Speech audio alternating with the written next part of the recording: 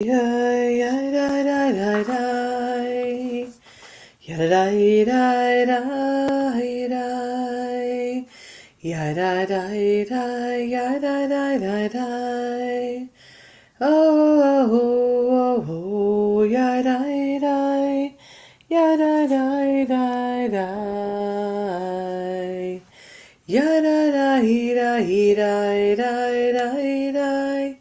Yada da da da da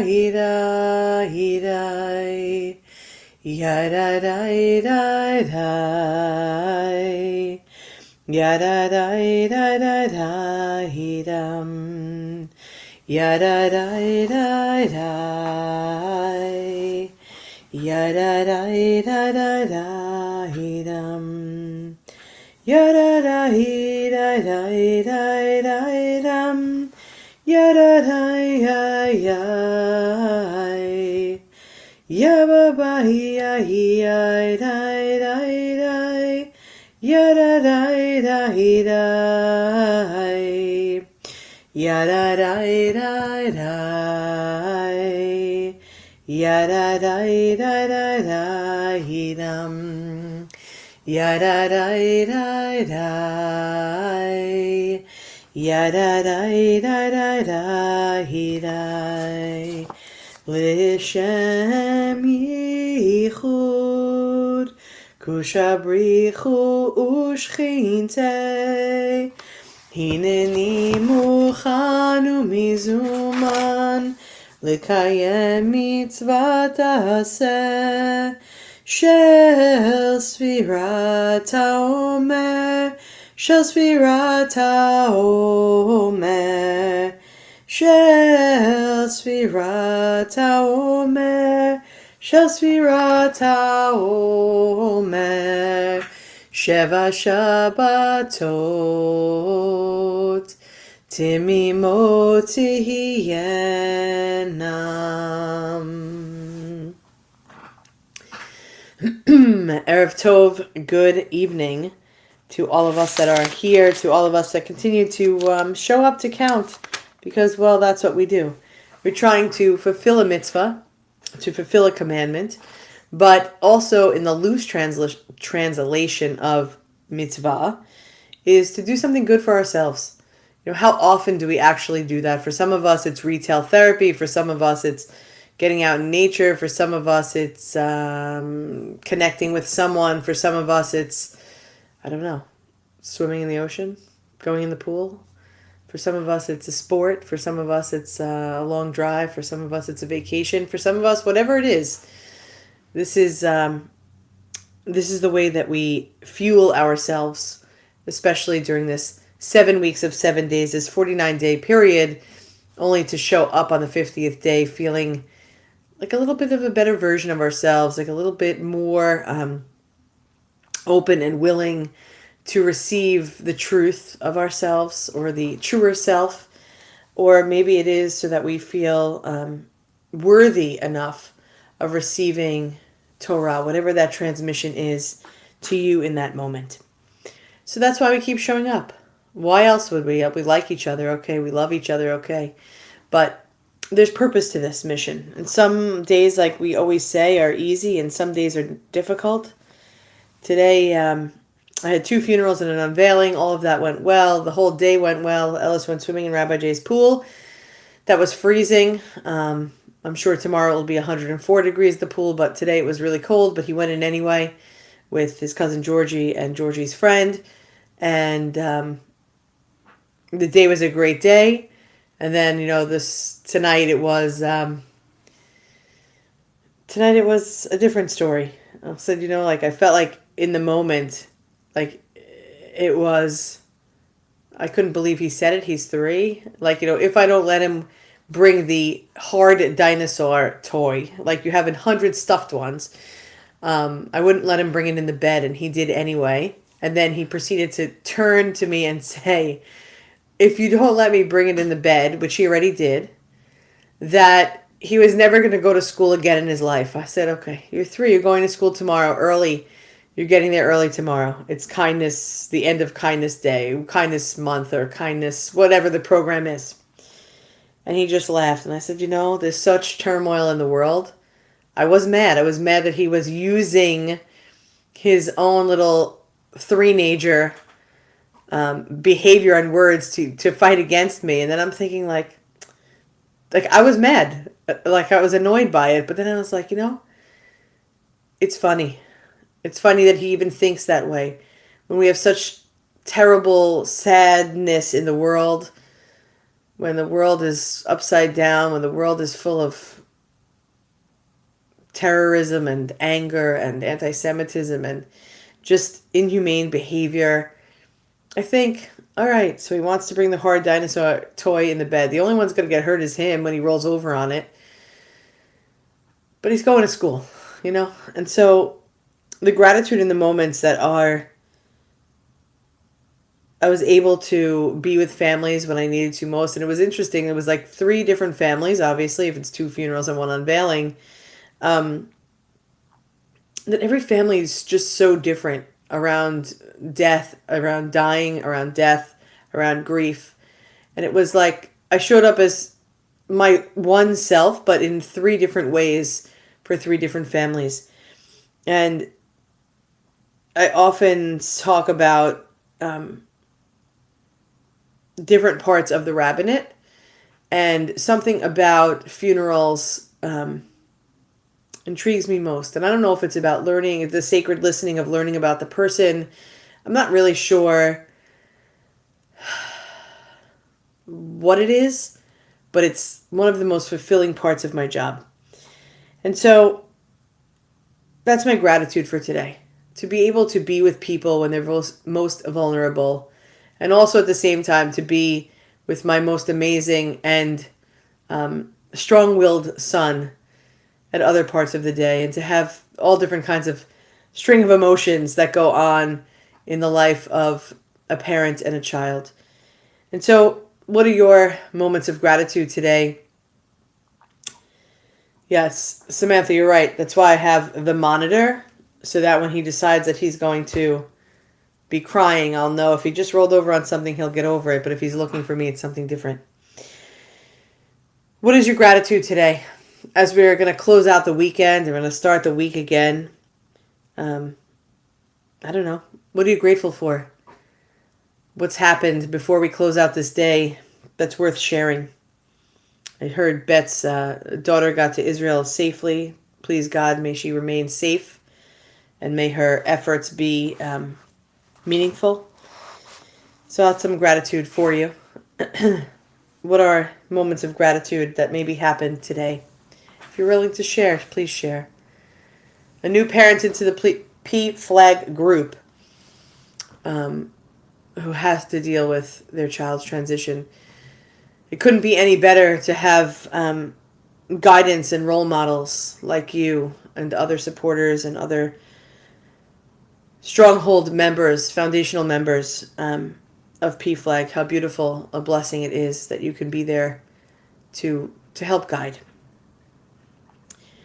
All right, so let's realize that there is an unfolding in life, that we are grateful for the experiences that we encounter, even sometimes when they're difficult, to say, hey, wait a second, we can actually feel. We can actually feel, right? Grateful she was better than when she left than she was at the beginning. Absolutely.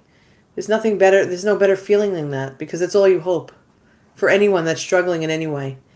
That even if it's even to be honest, even if it doesn't go worse and you stay the same, you're in a better place than it's slipping back. But to go forward, a blessing for sure. And so the unfolding of life is the mystery, and we're here for it. And so we're grateful for those moments. And you know what? There are moments that we need a little forgiveness. There are moments that weren't so perfect. There are moments that we struggle with. And so for those that need to be forgiven and for those that need to forgive us, may we have moments of forgiveness each and every day. Let's count the Omer. Let's do some work. There's a lot of work for us to do. No matter how perfect we are. Aren't we perfect or close to it? Baruch atah Adonai Eloheinu ruach haolam Asher kidshanu b'mitzvotav itzivanu al sfirat haomer, al sfirat haomer, al sfirat haomer, al sfirat haomer. Let's see what day. Hayom Shiva Vesrim Yom Shehem Shlosha Shavuot Vishisha Yamim LaOmer.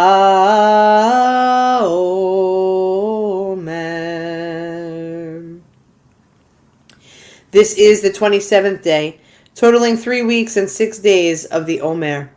As we look at our calendar to see how far we've come. Wow, that square doesn't even look like a square. Anyway, here we are. We've come a long way, folks. We've done a lot of work, a lot of thinking, a lot of time together. Here's where we are, a little bit over halfway. So where are we? Today is Yesod Shebenetzach. Yesod Shebenetzach. Yesod is the foundation, the grounding, the truth, the integrity, the holding together of this week of Netzach, this week of endurance and perseverance and persistence and winning in eternity.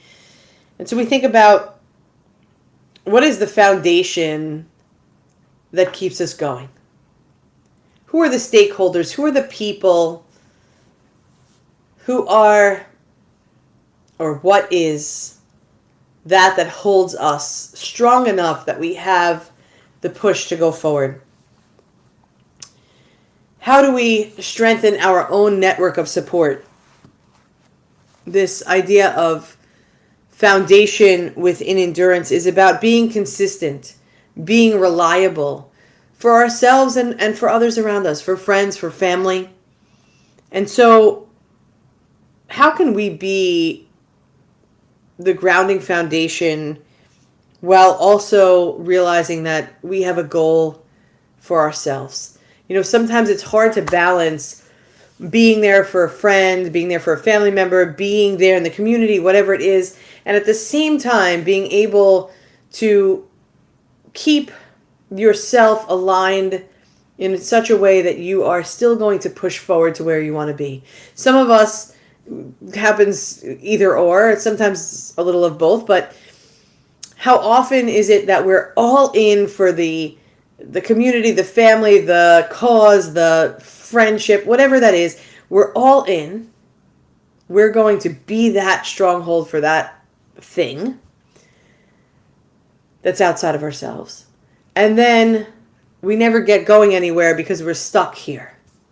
The persistence and the integrity that we're feeling is hyper-focused on this situation, that the goal that we have over here is so far in the distance because we can't do both. Or we're so driven that we don't stop to see the other things that are needing help, the other foundations that are crumbling, because we can only see the end. Gotta go, gotta go, gotta go. Sometimes our ambition cuts our ties, and the move ahead isn't with the people, the situations that we want to move forward with. So the goal is to strengthen the foundation so that it won't crumble.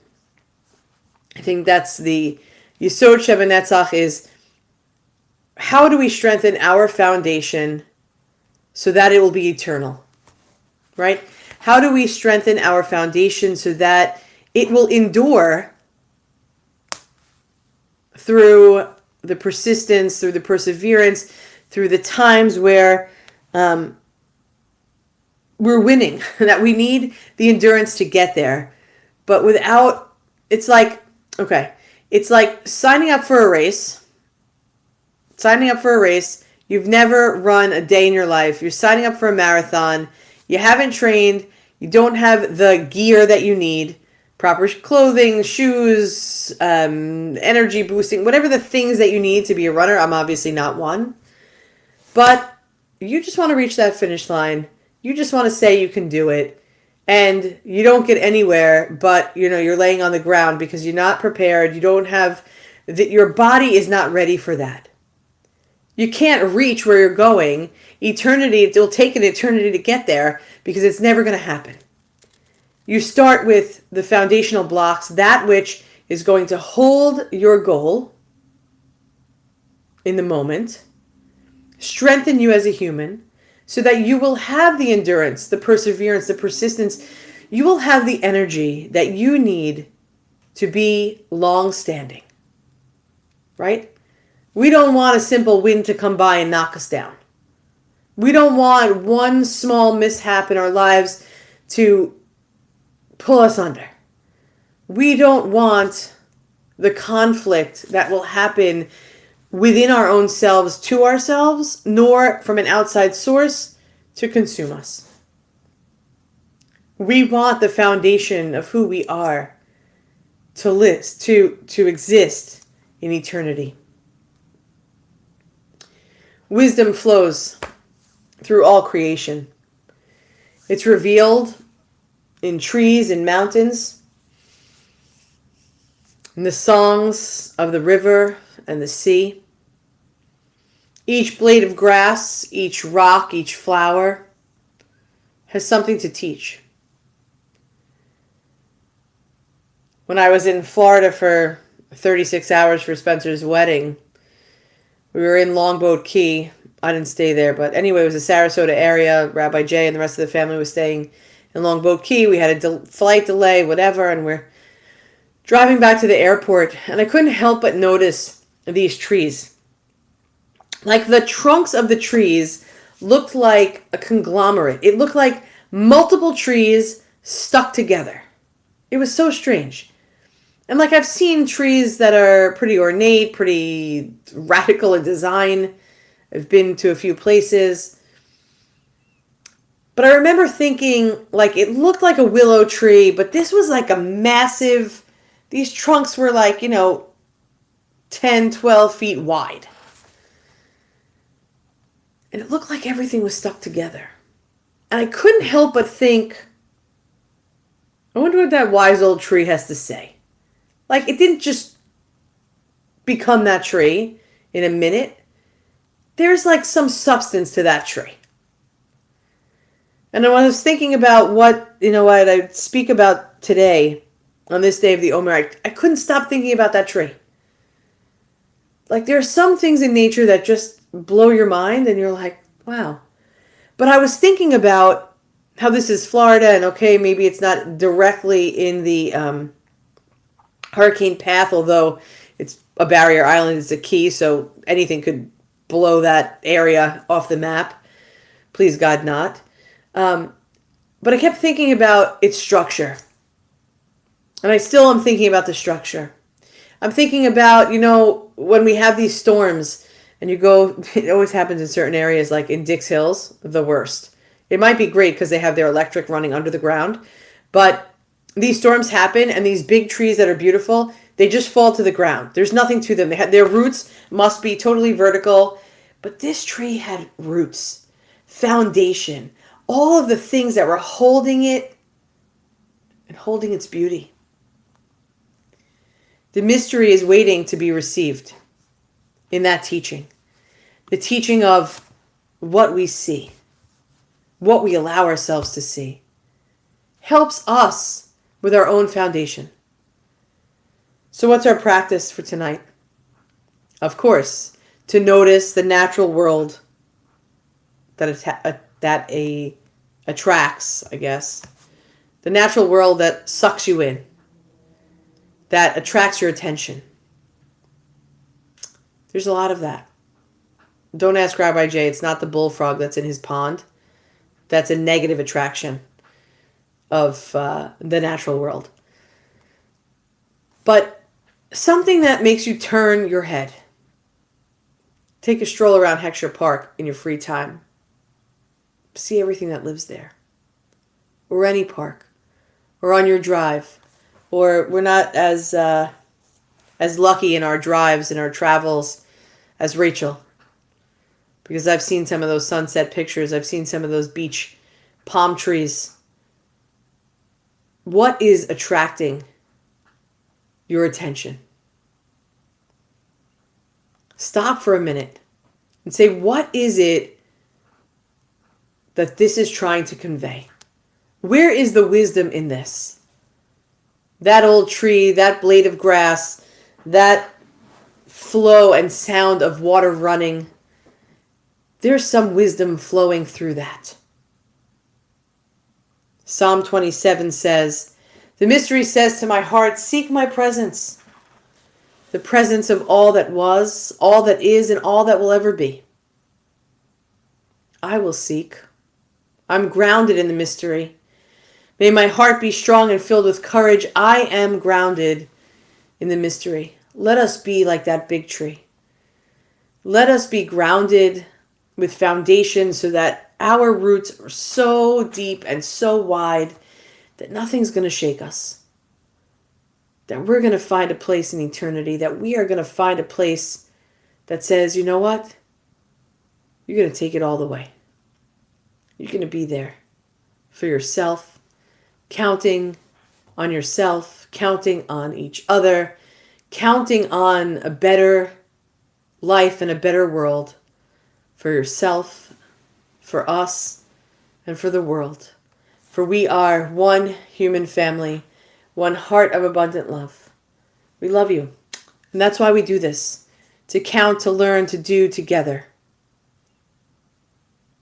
We did pass that halfway mark. It's not so cool. I mean, I love it, but it's not so cool. Because I like Omer to last forever. Because it's great to learn together. Roots are the basis for everything in life. You're right. And if we don't strengthen our foundation, we fall down. So let's continue to strengthen one another. From strength to strength, we are strengthened. Am Yisrael, Am Yisrael, Am Yisrael Chai. Am Yisrael, Am Yisrael, Am Yisrael Chai. Am Yisrael, Am Yisrael, Am Yisrael Chai. Am Yisrael, Am Yisrael, Am Yisrael Chai. Od Avinu Chai. We'll see you, Lila Tov. We'll see you tomorrow. I'm just checking here for 1 minute. Okay, Ellis has something at school, but it should be fine. We'll see you back at 9:30 tomorrow morning and 9:30 tomorrow night. Let's keep counting together. Lila Tov, everybody.